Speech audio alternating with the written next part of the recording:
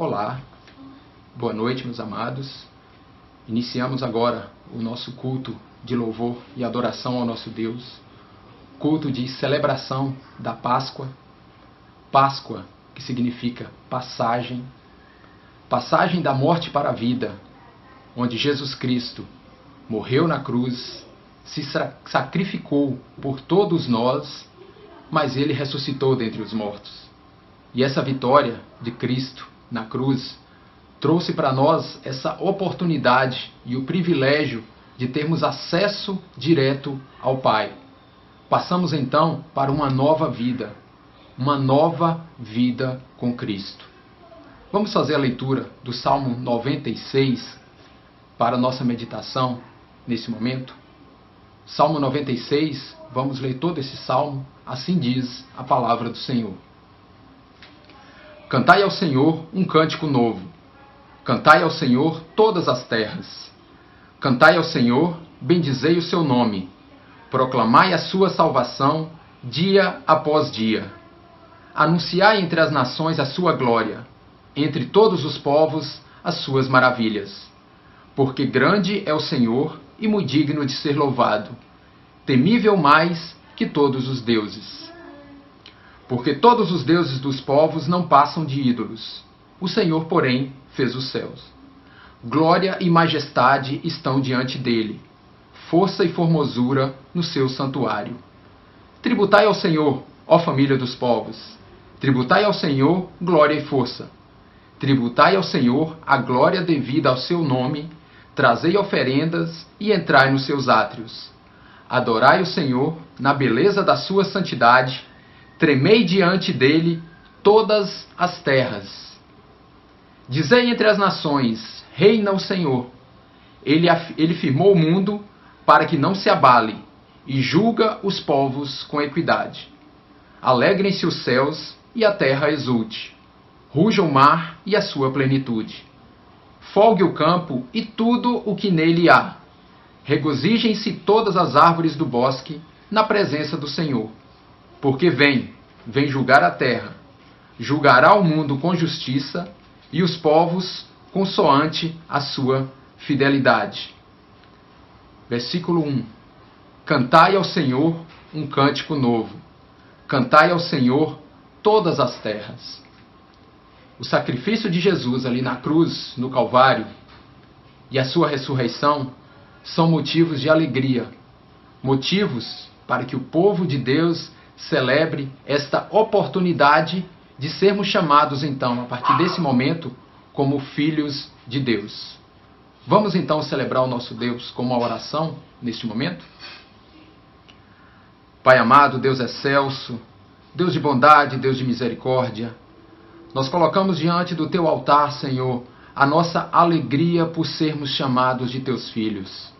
Pai querido, obrigado pelo sacrifício do seu Filho Jesus, que veio a este mundo, sofreu, foi crucificado, mas ressuscitou dentre os mortos, venceu a morte e, através desse seu sacrifício, nos deu a oportunidade de chegarmos diante de ti. Pai amado, nós louvamos e agradecemos ao Senhor por esse privilégio. Nós sabemos que de nós mesmos não teríamos a mínima condição de sermos redimidos dos nossos pecados. Mas através do seu sangue, através do sangue do seu Filho Jesus, que morreu e ressuscitou, nós temos agora livre acesso a ti. Pai amado, obrigado por tudo. Nós louvamos e agradecemos o seu nome, porque só o Senhor é digno de todo louvor e toda adoração por parte do seu povo. É no nome de Jesus que nós oramos, com perdão dos nossos pecados. Amém.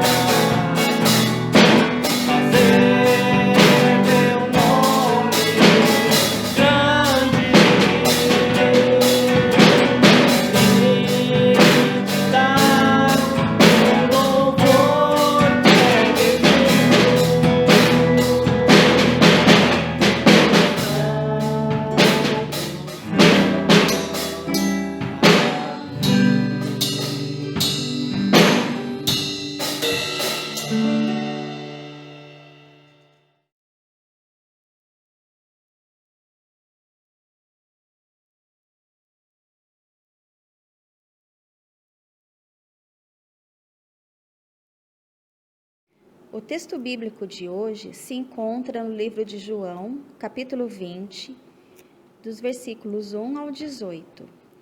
Diz assim: No primeiro dia da semana, de madrugada, quando ainda estava escuro, Maria Madalena foi ao túmulo e viu que a pedra da entrada tinha sido removida. Então correu e foi até onde estavam Simão Pedro e o outro discípulo, a quem Jesus amava, e disse-lhes: Tiraram o Senhor do túmulo e não sabemos onde o colocaram. Com isso, Pedro e o outro discípulo saíram e foram até o túmulo. Ambos corriam juntos, mas o outro discípulo correu mais depressa do que Pedro e chegou primeiro ao túmulo. E, abaixando-se, viu os lençóis de linho, mas não entrou. Simão Pedro, seguindo-o, chegou e entrou no túmulo. Ele também viu os lençóis e o lenço que tinha estado sobre a cabeça de Jesus, e que não estava com os lençóis, mas enrolado num lugar à parte. Então o outro discípulo, que havia chegado primeiro ao túmulo, também entrou. Ele viu e creu, pois ainda não tinham compreendido a Escritura, que era necessário que ele ressuscitasse dentre os mortos. E os discípulos voltaram outra vez para casa. Maria, no entanto, permanecia junto à entrada do túmulo, chorando. Enquanto chorava, abaixou-se, olhou para dentro do túmulo e viu 2 anjos vestidos de branco, sentados onde o corpo de Jesus tinha sido colocado, um à cabeceira e outro aos pés. Então eles perguntaram: Mulher, por que você está chorando? Ela respondeu: Porque levaram o meu Senhor e não sei onde o puseram. Depois de dizer isso, ela se virou para trás e viu Jesus em pé, mas não reconheceu que era Jesus. Jesus lhe perguntou: Mulher, por que você está chorando? A quem você procura? Ela, supondo que ele fosse o jardineiro, respondeu: Se o Senhor o tirou daqui, diga-me onde o colocou, e eu o levarei. Jesus disse: Maria. Ela, voltando-se, lhe disse em hebraico: Rabone. Rabone quer dizer mestre. Jesus continuou: Não me detenha, porque ainda não subi para o meu Pai. Mas vá até os meus irmãos e diga a eles: Subo para o meu Pai e o Pai de vocês, para o meu Deus e o Deus de vocês.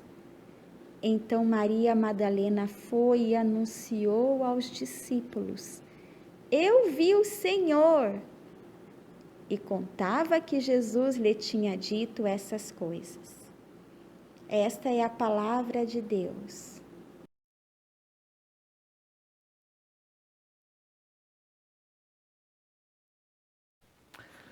Imagine que você recebeu uma mensagem por e-mail ou por carta que dizia que um parente seu que você nunca tinha ouvido falar havia falecido e deixou para você uma fortuna de herança, milhões de reais. Tenho certeza que você ficaria bastante desconfiado, porque afinal estamos num mundo de fake news e é algo que é estranho, minimamente estranho. Mas pense comigo, se for verdade, seria uma coisa maravilhosa. Gente, a ressurreição de Jesus, eu creio que é exatamente dessa maneira. Você, em princípio, pode ficar bastante desconfiado se isso é verdade ou não, mas o que é oferecido pela cruz de Jesus é incrível. Ele não oferece algo do tipo etéreo, vago, imaterial, uma certa vida após a morte.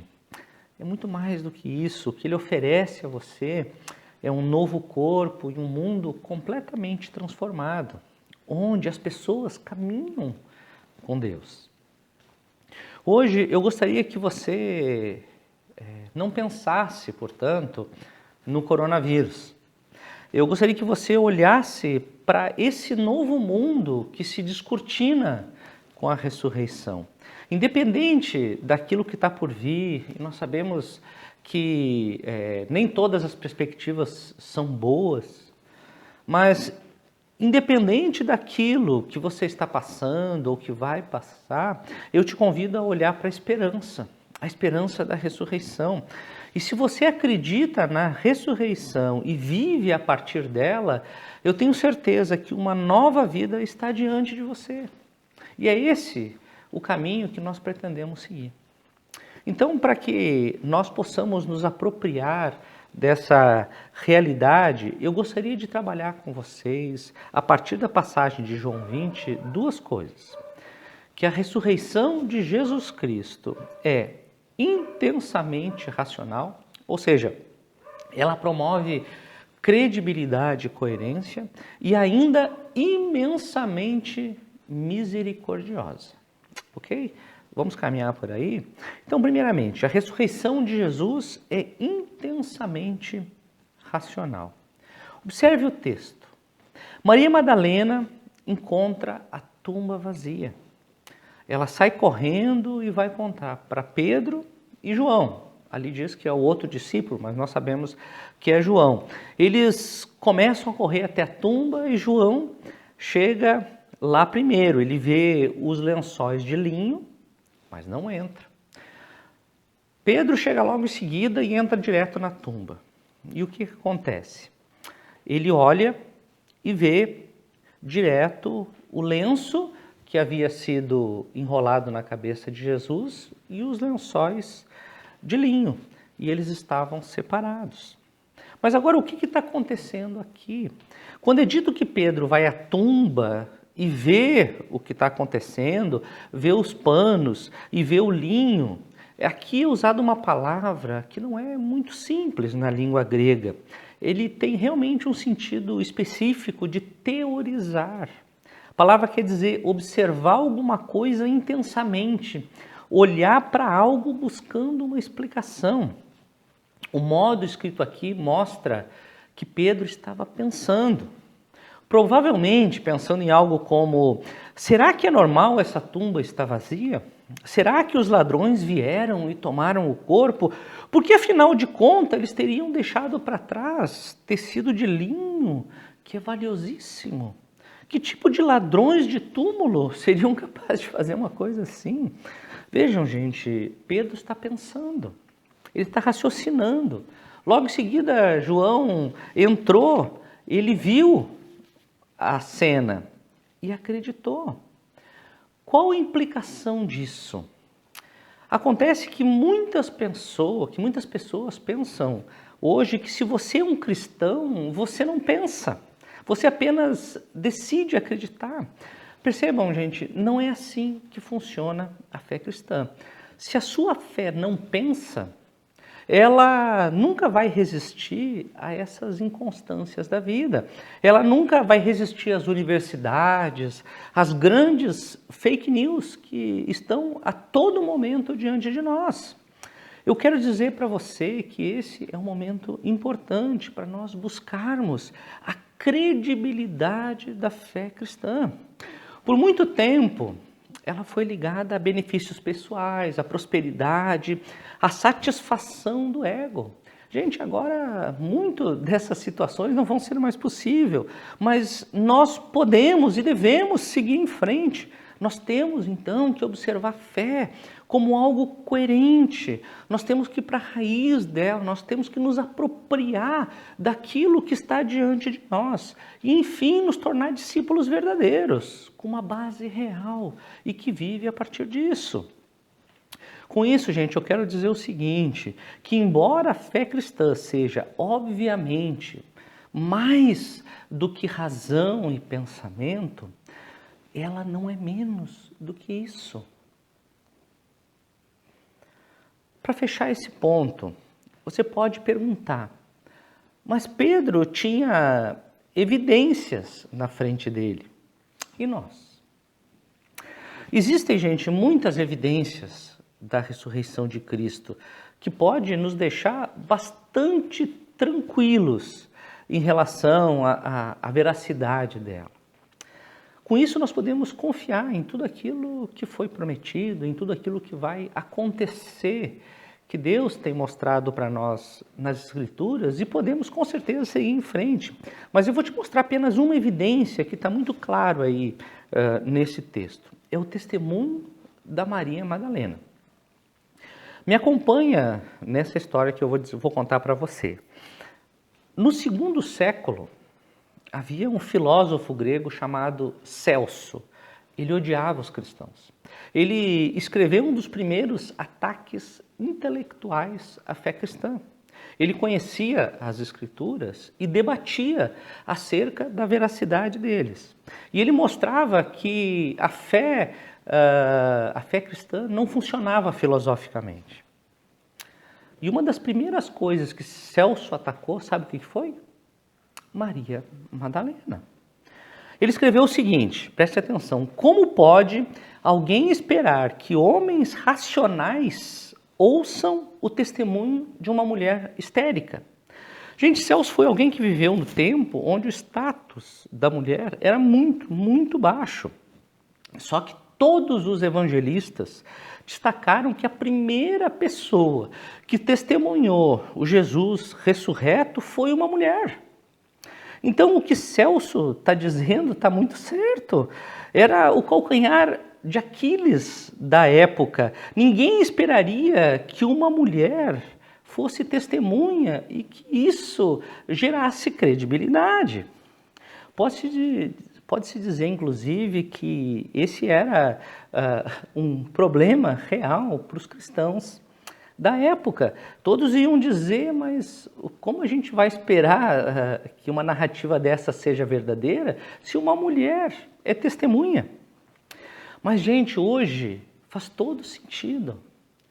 Hoje tem tudo a ver. Os historiadores dizem que se você fosse inventar uma história sobre a ressurreição, você jamais colocaria uma mulher como testemunha. Você jamais diria algo assim. Então, a única resposta plausível historicamente é que, de fato, isso aconteceu.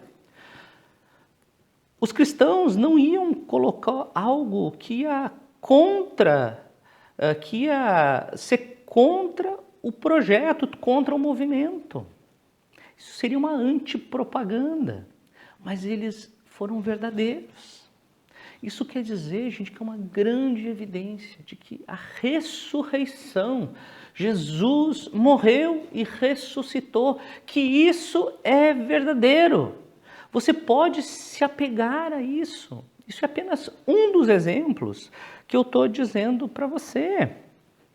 Gente, não é à toa que Paulo, depois, mais adiante, que a gente vê em 1 Coríntios 15, diz que após os eventos da ressurreição, Jesus ressurreto apareceu para centenas e centenas de pessoas. É porque, gente, como o testemunho era fraco, ele diz, não, mas olha, pergunta para aquele outro, pergunta. Só que hoje, gente, nós podemos perceber que o testemunho da Maria Madalena, ele formata a nossa fé e nos dá força para seguir em frente. Agora, eu falei dessa credibilidade da fé cristã e de como ela é intensamente racional. Agora eu quero falar sobre a misericórdia pessoal. A ressurreição de Jesus, ela é de uma misericórdia maravilhosa. Vamos falar então sobre isso. A ressurreição, ela opera de maneira incrível na vida de Maria. Perceba o seguinte, ela está procurando, no texto a gente vê, ela está procurando por um Jesus morto. Ela está em prantos. Ela, na verdade, está olhando para um Jesus pequeno. Um Jesus que o mundo desenhou para ela uma visão bem específica. Ou seja, olha, Jesus era um excelente rabi, era um mestre incrível, era um homem gentil, era alguém que fazia milagres, mas não era o Filho de Deus. Isso não cabe na mente. Então o que aconteceu, gente? Jesus precisava se revelar para ela. Percebam assim, ela tinha ouvido que ele era a luz do mundo, ela tinha ouvido que ele era o juiz do mundo, que voltaria e que julgaria todas as coisas, que ele iria morrer e ressuscitar. Ela ouviu tudo isso, mas a sua categoria cultural, a forma como ela foi formatada, não permitia que ela visse quem Jesus era. Então, gente, ele não apenas apareceu, ele se revelou para ela. Então, observe o seguinte, gente. O jeito que Jesus ressurreto se revelou para Maria Madalena é, com certeza, o resumo de toda a mensagem da Bíblia. Por que isso? Primeiro de tudo, gente, porque por mais que Maria Madalena amasse e admirasse o caráter de Jesus, ela nunca teria encontrado ele se ele não tivesse se revelado para ela. Ela estava procurando um Jesus morto, ela estava procurando por um Jesus humano. Ela nunca teria encontrado ele, a menos que ele tivesse se revelado. Isso mostra o quê? Que toda a fé humana é frágil. Os nossos corações, as nossas mentes, elas são sempre muito pequenas. Nós fomos formatados pelos nossos pais, pela nossa escola, pelos nossos amigos e com certeza pela cultura que nos rodeia. E tudo, gente, tudo tenta reduzir Jesus. Nós somos pressionados a pensar que ele não pode ser tão grande assim. Ele não pode ter ressuscitado. Ele não pode ter tanto poder assim. Ele não pode transformar o mundo dessa maneira. Gente, isso foi formatado em nós. Nós temos que voltar para as Escrituras e olhar aquilo que aconteceu com credibilidade, com racionalidade. Gente, só que isso não pode, isso não vai acontecer se Jesus não vier e queimar essas categorias culturais que nós temos. Jesus tem que vir até nós e ele tem que se revelar. Você tem que ter uma experiência pessoal com Deus, e essa é uma experiência misericordiosa, porque é uma experiência que vem de Jesus, é uma experiência que Deus faz. É Ele que vem até nós e quebra a nossa vida. Só Ele é capaz de abrir os nossos olhos. Então, uma mensagem que percorre toda a Bíblia, com certeza, é que Deus vem até nós e se revela. Nós não conseguimos ir até Deus por nós mesmos. Essa é uma das mensagens. Só que tem mais uma coisa. Na passagem que nós lemos em João, nós podemos ver claramente que Jesus Cristo salva pela graça. O que é a grande mensagem da Bíblia? Ele escolheu, gente, Maria Madalena para ser a sua primeira mensageira. No mundo inteiro, ela foi a primeira pessoa a ter um encontro com o Cristo ressurreto e para ir falar para todo mundo mais. Ela foi a apóstola dos apóstolos. Agora, você sabe quem foi Maria Madalena? Você sabe quem foi ela? Lucas capítulo 8, versos 2 e 3, diz que ela tinha 7 castas de demônio. Marcos capítulo 5, preste atenção, diz que os endemoniados são andarilhos seminus. São pessoas que conversam consigo mesmos. São pessoas que ouvem vozes. Eram pessoas completamente marginalizadas socialmente.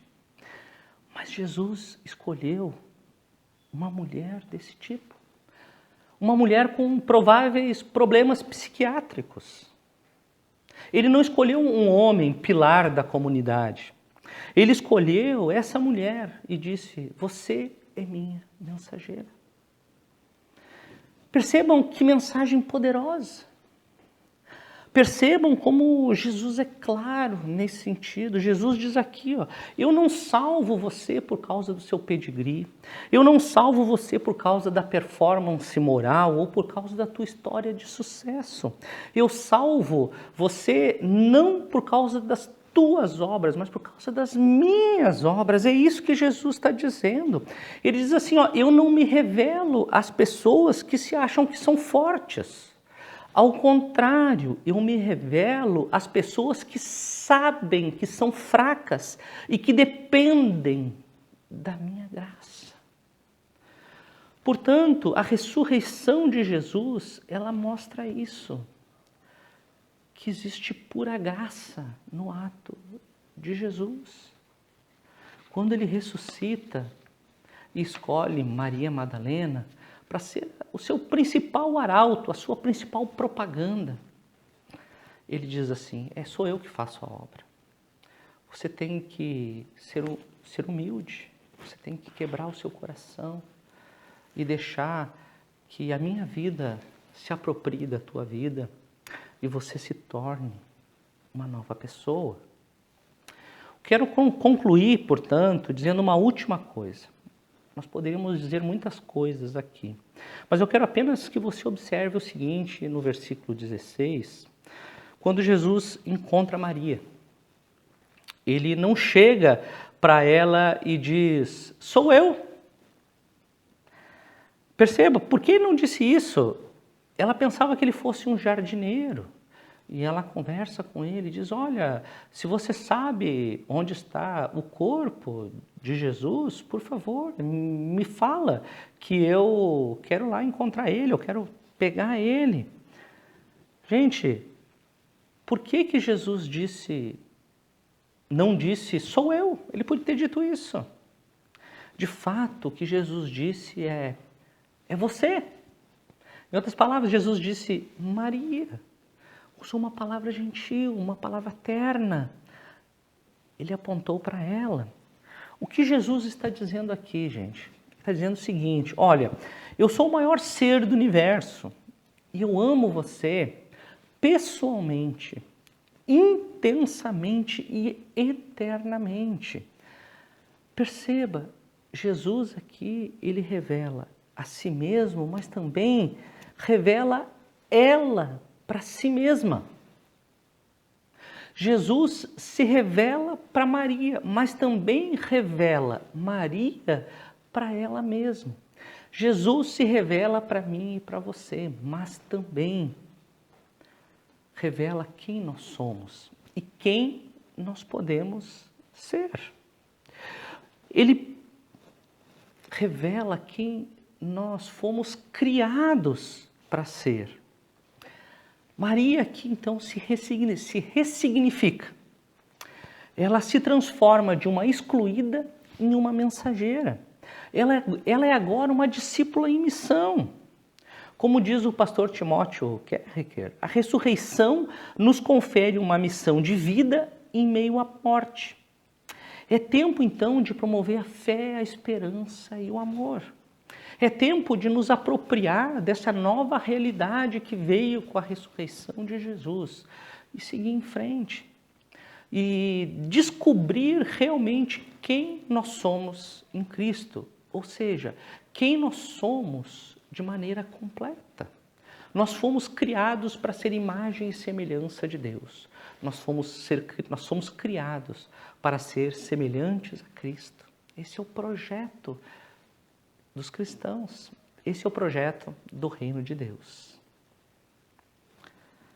Então, gente, o que eu digo para você, para fechar, quanto mais você conhecer e amar a Jesus como o Senhor ressurreto, como o Senhor, o Rei que ressuscitou, quanto mais você experimentar o seu amor, mais você vai encontrar quem você é e quem você pode ser. Eu te convido então a olhar para a ressurreição. Olhe para o que ela oferece pela graça. Ela oferece para você uma nova identidade, um novo propósito e um novo destino. Vamos seguir por esse caminho? Te convido a orar. Obrigado, Pai querido, pelo amor que nos é transmitido na ressurreição. Nós louvamos o dia de hoje porque lembramos daquilo que Tu fez por nós. Transforma a nossa vida e nos encaminha para um novo mundo, aquele mundo que Tu já dispôs diante de nós. Sabemos que tudo isso acontece pela graça e mais uma vez Te louvamos por um amor gracioso e eterno. Por isso entregamos a nossa vida a Ti e pedimos, Deus, transforma em nome de Jesus. Amém.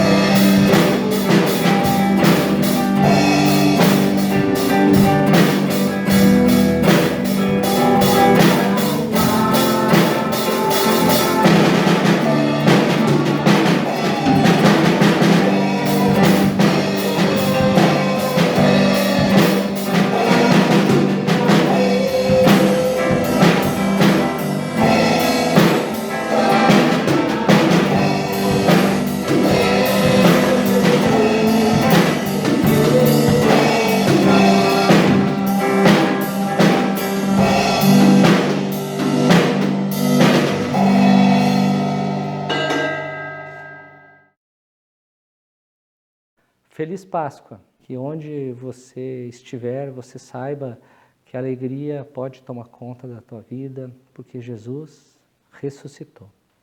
Vamos invocar a bênção do nosso Deus? Que o Senhor te abençoe e te guarde, que o Senhor faça resplandecer o seu rosto sobre ti, tenha misericórdia de ti e te dê a paz. Que a graça do nosso Senhor e Salvador Jesus Cristo, que o amor infinito de Deus o Pai e as consolações do Espírito Santo estejam sobre a tua vida e sobre ela permaneça, hoje e sempre. Amém. Que onde você estiver, você esteja com a certeza que Deus te acompanha. Fique em paz, hoje e sempre.